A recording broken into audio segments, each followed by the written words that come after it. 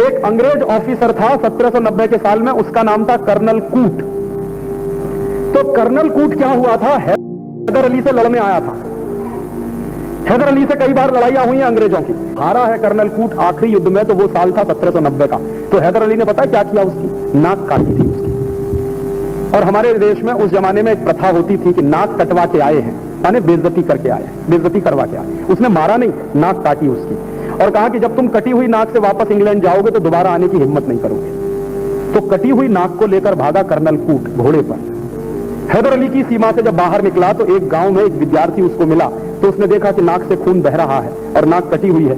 तो उस विद्यार्थी ने उससे कहा कि ये कहां जा रहे हो? तो वो झूठ बोलता, कहता चोट लग गई है। तो उसने कहा ये चोट लगी हुई बात नहीं, ये तो नाक काटी गई। लेकिन फिर भी वो विद्यार्थी इतना अच्छा है कि कर्नल कूट से कह रहा है इशारे में, क्योंकि भाषा नहीं समझते, वो कह रहा है कि तुम मुझे 1-1.5 घंटे का समय दो, मैं तुम्हारी नाक जोड़ दूंगा। तो कर्नल कूट को पहले तो विश्वास नहीं हुआ, फिर कहता है मरता क्या ना करता, खून निकल रहा है इतना। तो उसने कहा चलो ठीक है। तो उसने बच्चे ने ऑपरेशन किया है, जिसकी उम्र उस जमाने में 21 साल के आसपास की है, उस विद्यार्थी की, और 1.5 घंटे ऑपरेशन चला है।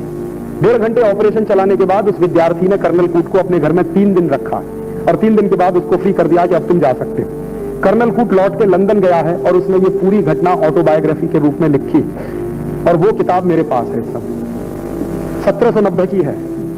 अब कितनी मुश्किल से मिली हुई वो आप मत पूछिए मुझसे, लेकिन वो है मेरे पास। और उस किताब को मैं संभाल के रखा हुआ हूं ये सिद्ध करने के लिए कि 1790 में हिंदुस्तान में प्लास्टिक सर्जरी होती थी। ऑपरेशन सफलतापूर्वक संपन्न हो गया, नाक उसकी जुड़ गई। वैद्य जी ने उसको एक लेप दे दिया बना के और कहा कि ये लेप ले जाओ, रोज सुबह शाम लगाते रहना। वो लेप लेके चला गया। 15-17 दिन के बाद बिल्कुल नाक उसकी जुड़ गई। फिर वो जहाज में बैठ के लंदन चला गया। 3 महीने बाद वो ब्रिटिश पार्लियामेंट में खड़ा होकर भाषण दे रहा है कर्नल कूट, और सबसे पहला सवाल पूछता है सब अंग्रेजों से, आपको लगता है मेरी नाक कटी हुई? तो सब अंग्रेज हैरान होकर कहते नहीं तुम्हारी नाक तो कटी हुई बिल्कुल नहीं दिखती। तब वो कहानी सुना रहा ब्रिटिश पार्लियामेंट में कि मैंने हैदर अली पे हमला किया था, मैं उसमें हार गया, उसने मेरी नाक काटी, फिर भारत में एक वैद्य ने मेरी नाक जोड़ी, और भारत के वैद्यों के पास इतनी बड़ी हुनर है, इतना बड़ा ज्ञान है कि वो कटी हुई नाक को जोड़ सकते हैं। तब उस वैद्य जी की खोज खबर ब्रिटिश पार्लियामेंट में ली गई, और अंग्रेजों का एक दल आया और बेलगाम के उस वैद्य को मिला। तो उस वैद्य ने अंग्रेजों को बताया कि ये काम तो भारत के सब गांव में होता है, मैं अकेला नहीं हूं, ऐसा करने वाले हजारों लाखों लोग हैं। तो अंग्रेजों को हैरानी हुई, कौन सिखाता है आपको? कहने लगे इसके गुरुकुल चलते हैं, उन गुरुकुलों में सिखाया जाता। फिर अंग्रेज वो गुरुकुलों में गए, वहां उन्होंने एडमिशन लिया, विद्यार्थी के रूप में भर्ती हुए, फिर सीखा। सीखने के बाद इंग्लैंड में जाकर प्लास्टिक सर्जरी उन्होंने शुरू की। और जिन जिन अंग्रेजों ने भारत में प्लास्टिक सर्जरी सीखी है ना, उनकी डायरियां हैं। एक अंग्रेज का मैं बताता हूं आपको, वो कहता है कि जब मैंने पहली बार प्लास्टिक सर्जरी सीखी, जिस गुरु से सीखी वो भारत का विशेष आदमी था, और वो नाई था जाति का, उसने मुझे सिखाई सर्जरी। ध्यान देना इस बात पर, जाति का नाई, जाति का चर्मकार, जाति का कोई और। हमारे यहाँ ये ज्ञान के बड़े पुलिंदे थे, ज्ञान के बड़े पंडित थे। नाई है इस आधार पर किसी गुरुकुल में उसका प्रवेश वर्जित नहीं था, चर्मकार है इसलिए गुरुकुल में प्रवेश वर्जित नहीं था।